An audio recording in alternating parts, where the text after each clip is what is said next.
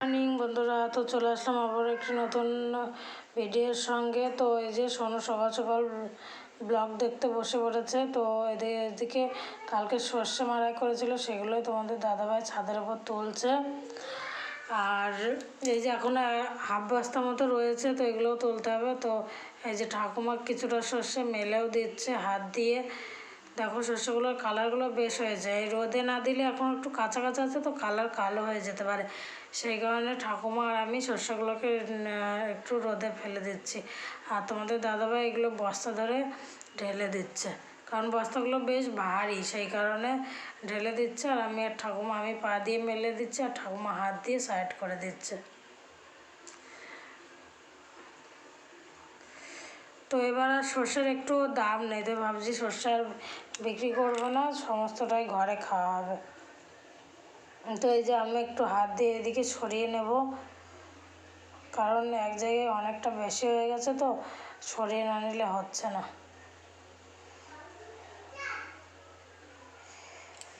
তো আস্তে আস্তে সর্ষে অ্যাকচুয়ালি ছিটিয়ে গেলে না আর কোরানো যায় না, সেই যে কারণে আস্তে আস্তে এগুলোকে মেলে নিচ্ছি।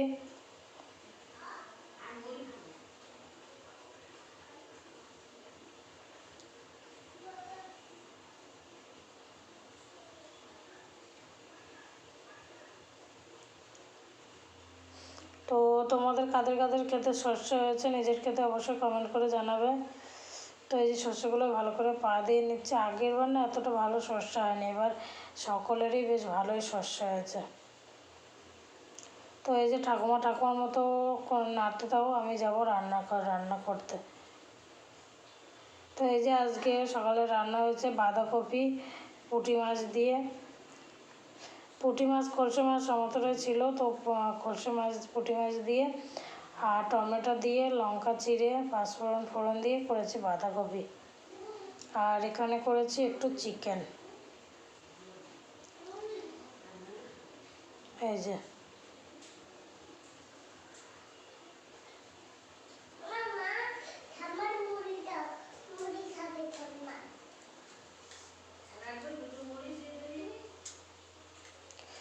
তো তারপরে এই যে বিকেলবেলা করে পাউরুটি খাবে করছে, তো এই যে দুটো পিস পাউরুটি নিয়ে নিয়েছি। আর এটাতে একটু কেচাপ ছিল, তো কেচাপটা হালকা করে লাগিয়ে দিচ্ছি। অ্যাকচুয়ালি বাচ্চাদের তো বেশি কেচাপ খাওয়ানো উচিত নয়, তো হালকা করে কেচাপ লাগিয়ে দিলাম। আর এর উপরে দিয়ে দেবো, দেখি স্যালাডে কী কী আছে, স্যালাডে একটু হালকা করে দিয়ে দেবো। এই যে একটু শসা দিয়ে দিলাম, আর একটু দিয়ে দেবো টমেটো, আর দিয়ে দেবো একটু পেঁয়াজ। তো অ্যাকচুয়ালি এগুলো খেতে ভালোই বাসে, তো ভাবলাম একটু দিয়ে দিই, স্যান্ডউইচ টাইপের হয়ে যাবে, তো আর পেটটাও ভরে যাবে একটু। তো তোমরা বাচ্চাদের কীরকমভাবে দাও অবশ্যই কমেন্ট করে জানাবে। অ্যাকচুয়ালি গ্রিল মেশিন তো না, একটু চিজ দিয়ে গ্রিল করে দিলে আরও বেটার হয়, বাট এই যে একটু সেঁকে নিয়েছি, সেঁকে এর ওপরে দিয়ে দিয়েছি। তো এটাও বেশ টেস্টি হয়, খারাপ হয় না। তো অবশ্যই বাড়িতে একবার ট্রাই করে দেখবে। তো চলো সোনুকে এবার দিয়ে দেবো। তো এই যে বেশ টেস্টি লাগে। তো তারপরে এই যে সোনুর খাওয়া দাওয়া শেষ করে চলে গেছে সাইকেল ঠিক করতে। সাইকেলের চেনটা অ্যাকচুয়ালি পড়ে গেছে, তো সেটাকে ঠিক করতে যাচ্ছে।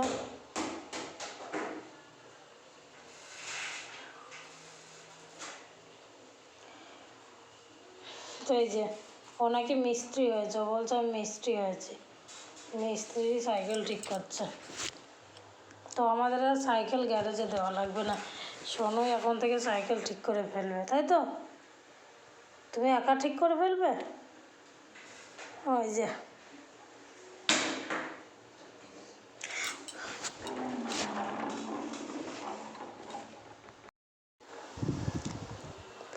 তো চলো দেখতে দেখতে সন্ধ্যা হয়ে গেছে। এই যে বাড়িতে ঠাকুমা নিয়ে এসছে একটা গঙ্গাসাগরের ফটো, তো এটা কোথায় লাগাবো ফ্রেম খুঁজে পাচ্ছি না, তার সেই কারণে রেখে দিয়েছি, দোকানে না গেলে আর ফ্রেমে লাগানো হবে না। তো এই যে এখানে ঠাকুমা বসে বসে টিভি দেখছে। আর চলো আমি যাব সোনুর জন্য একটু খাবার আনতে। তো রান্নাঘরটা অন্ধকার হয়ে রয়েছে, আলো জ্বেলে নিব, তারপরে দেখি কতটা ভাত তরকারি আছে একটু দেখে নিই, দেখে নিয়ে রাত্রেবেলা আবার কিছু একটা করতে হবে রান্না। তো এই যে চিকেনটাও খানিকটা রয়ে গেছে আর বাঁধাকপিটাও খানিকটা রয়ে গেছে। তো ভাবছি ভাত আর করবো না, এবার খানিকটা রুটি করবো। তো চলো আমি তার জন্য আটা নিয়ে নেব। তো চলো আমি আটা নিয়ে নিই, মাখবো, আটা মেখে রুটি করতে থাকি। তো চলো আজ ব্লগটা এই পর্যন্ত, দেখা হবে নেক্সট কোনো ভিডিওতে। তো ততক্ষণ সবাই ভালো থাকবে, সুস্থ থাকবে, বাই।